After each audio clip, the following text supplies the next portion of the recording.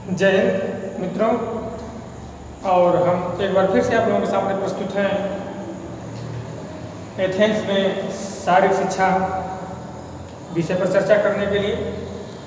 जैसा कि आप लोग हमारी पिछली वीडियो में देख चुके हैं कि हम स्पार्टा के बारे में बताए हैं, और दूसरा है एथेंस, जो दोनों नगर राज्य थे। ये यूनान के नगर राज्यों में सबसे कह सकते हैं कि राजनीतिक, सामाजिक, सांस्कृतिक और शारीरिक एवं शिक्षा आदि के क्षेत्रों में दोनों विकसित नगर राज्य थे। जब हम प्राचीन काल में शारीरिक शिक्षा की बात करते हैं तो वहाँ पे स्पार्टा और एथेंस से इसकी बात करते हैं, क्योंकि यूनान में काफ़ी दार्शनिक खिलाड़ी और लोगों को एक नई दिशा, नई दशा देने का कार्य अगर कहीं से हुआ तो पहले यूनान से हुआ। इसलिए हम यूनान के विषय में चर्चा करेंगे और यूनान के उस जगह की चर्चा करेंगे जहाँ पे शिक्षा और शारीरिक शिक्षा को विशेष महत्व दिया गया, और उसी के अनुसार या उन्हीं के पीछे चलने वाले अन्य राष्ट्र थे। तो हम आज चर्चा करेंगे एथेंस में शारीरिक शिक्षा की क्या स्थिति है। तो जैसा कि पहले ही आप जान चुके हैं, जानते भी हैं कि एथेंस एक ऐसा नगर राज्य था जो काफ़ी विकसित था सामाजिक, सांस्कृतिक, खेल, शिक्षा आदि सभी क्षेत्रों में। तो यहाँ हम पहले देख लेंगे कि जन्म के समय वहाँ की क्या स्थिति थी, बच्चे को कैसे शिक्षा दीक्षा दी जाती थी। आप लोग जान चुके हैं कि स्पार्टा में अगर बच्चा जन्म लेता है तो वो अपाहिज है या शारीरिक रूप से कमजोर है, मानसिक रूप से कमजोर है, तो उसे एक समिति बनाई जाती थी और वो समिति जांच करती थी और जांच के बाद जांचोपरांत समिति ले आकर के टैगोटस नामक पर्वत के ऊपर से फेंक देती थी और बच्चा मृत्यु को प्राप्त हो जाता था। लेकिन एथेंस में ऐसा नहीं था। एथेंस में यह अपराध माना जाता था,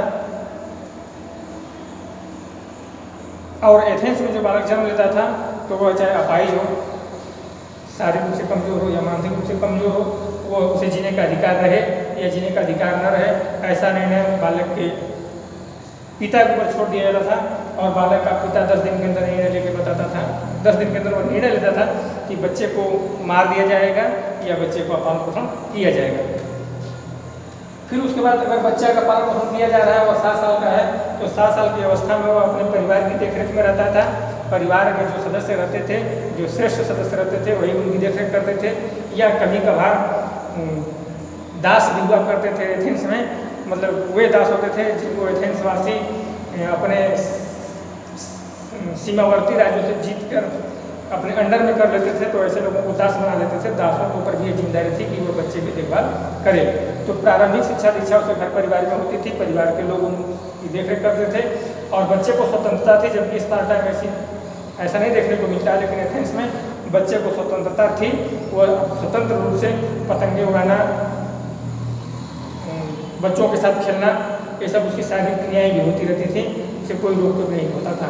कब तक की अवस्था बात कर रहे हैं, या बात कर रहे हैं जब जन्म से 7 वर्ष का बालक रहता है तब की बात करते हैं। लेकिन 7 वर्ष के बाद बालक की शिक्षा व्यवस्था तो अलग हो जाती है। उसे पढ़ने के लिए विद्यालयों में भेजा जाता था, या कुछ ऐसे जो धनाढ्य लोग थे, या हम कह सकते हैं कि जो समृद्धशाली लोग थे, वैसे लोग अपने बच्चों को पढ़ाने के लिए शिक्षक की नियुक्ति करते थे। थोड़ा ज़्यादा पैसा खर्चा करना होता था उन्हें, और आकर के घर पे ही उनकी शिक्षा दीक्षा होती थी। जबकि स्पार्टा में ऐसा नहीं था। स्पार्टा में बैरकों में लड़के चले जाते थे और बैरक में ही जाके पढ़ते थे। वहीं पे उनको खेल की, शिक्षा की, साहित्य की, कला बाजारी की, संगीत की, जितने भी बात शिक्षा के अंतर्गत आने वाले जो उस समय के विषय थे, सभी विषयों पर विशेष ध्यान दिया जाता था, लेकिन बैरक में रख करके। लेकिन यहाँ पे बैरक में रखने की कोई बात नहीं है। बैरक में बालक नहीं रहता था, बालक घर से आता था, घर से जाता था और वहीं उसकी पढ़ाई लिखाई होती थी। उस पढ़ाई लिखाई में कई तरह की पढ़ाइयाँ होती थी। पहला तो होता था शिक्षा के क्षेत्र में, जो होता था इसमें लिखना पढ़ना, हिसाब किताब करना आदि की संपूर्ण जानकारी दी जाती थी।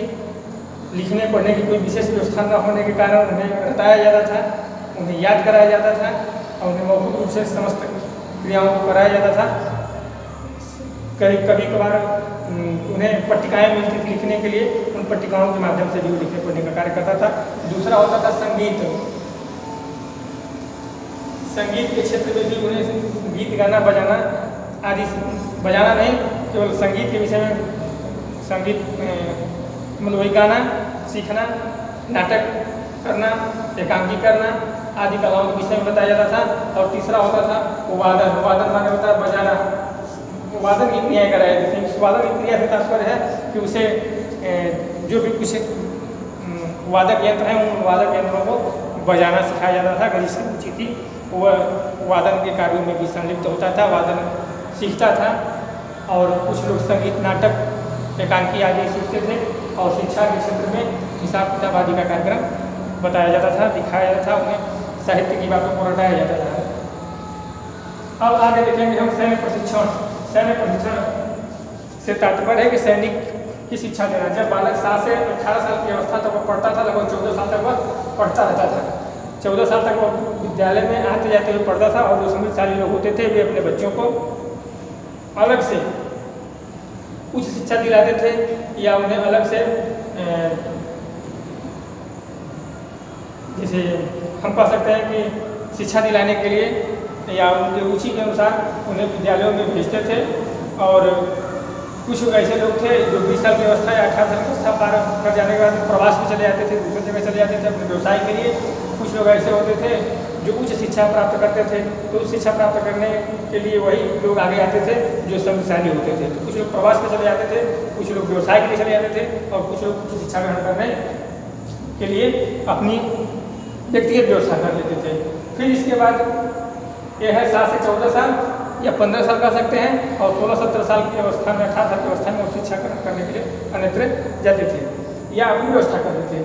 फिर इसके बाद सैन्य प्रशिक्षण कराया जाता था। उन बच्चों को 20 वर्ष के बच्चे जब हो जाते हैं तो सैनिक का प्रशिक्षण कराया जाता था, जिसमें जिम्नास्टिक, कुश्ती, तीरंदाजी और फिजिकल फिटनेस बनाए रखने के लिए उन्हें सैनिकों का प्रशिक्षण दिया जाता था। और पूरी तरह से एक तरह से सैन्य का प्रशिक्षण प्राप्त कर लेते थे। और सैन्य का प्रशिक्षण प्राप्त कर लेने के बाद में उन्हें पूर्ण नागरिक का दर्जा दिया जाता था। जो व्यक्ति व्यवसाय के क्षेत्र में जाना चाहता था, जब वो 30 वर्ष की अवस्था को पार कर लेता था, तो जो व्यवसाय के क्षेत्र में जाना चाहता था वो व्यवसाय करता था, अपने परिवार में जाता था, शादी विवाह करके अपने पारिवारिक जीवन यापन करने में व्यस्त हो जाता था।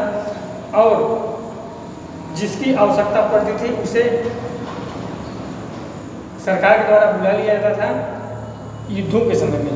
तो जब सरकार को युद्ध आदि के समय में सैनिकों की आवश्यकता होती थी, तो जो लोग सैन्य प्रशिक्षण प्राप्त किए हुए हैं, अपने पारिवारिक जीवन में हैं या अपने व्यवसायिक जीवन में जी रहे हैं, लेकिन सैन्य प्रशिक्षण प्राप्त किए हुए हैं, और जब सरकार को जरूरत पड़ती थी तो वह नागरिकों को या उन सैनिकों को बुला करके उनसे कार्य लेता था या युद्ध के लिए भेजता था।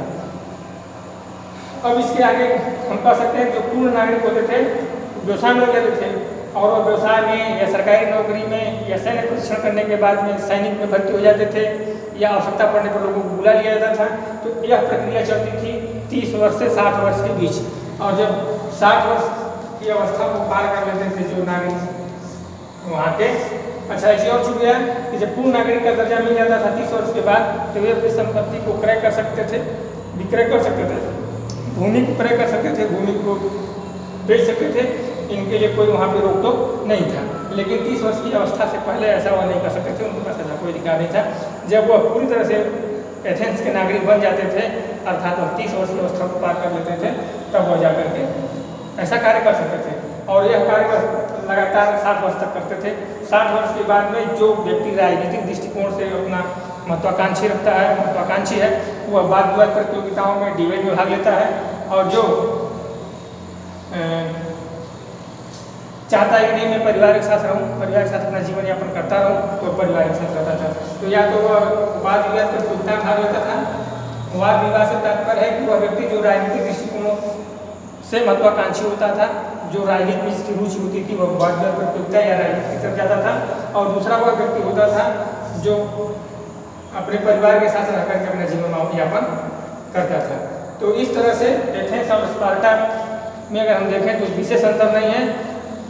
अगर उसको सूक्ष्म दृष्टि से देखा जाए तो इसमें तमाम अंतर है दोनों के सारी शिक्षा या शिक्षा के क्षेत्र में। जो भी अन्य देशों को उन्होंने राह दिखाया और उसी के अनुसार लोग चले।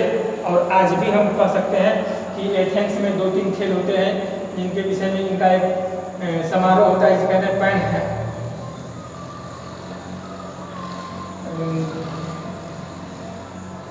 पैन हेलेनिक एक इनका समारोह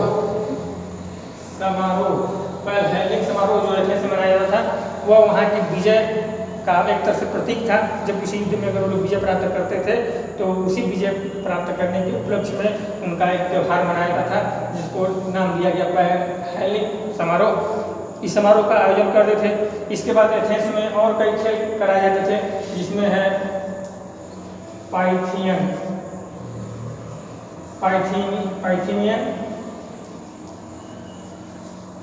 इस्थीनियन और एक है नीमियन, जिसका नीमियन।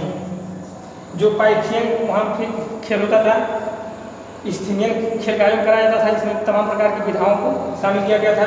नीमियन एक खेल वहाँ का था जिसमें भी कई तरह की विधाएं शामिल होती थी। इनके विषय में विस्तृत जानकारी हम अगले पार्ट में देंगे। और एक लास्ट खेल वहाँ जो मनाया जाता है जिसको आज भी चल रहा है, यहाँ लिख रहे हैं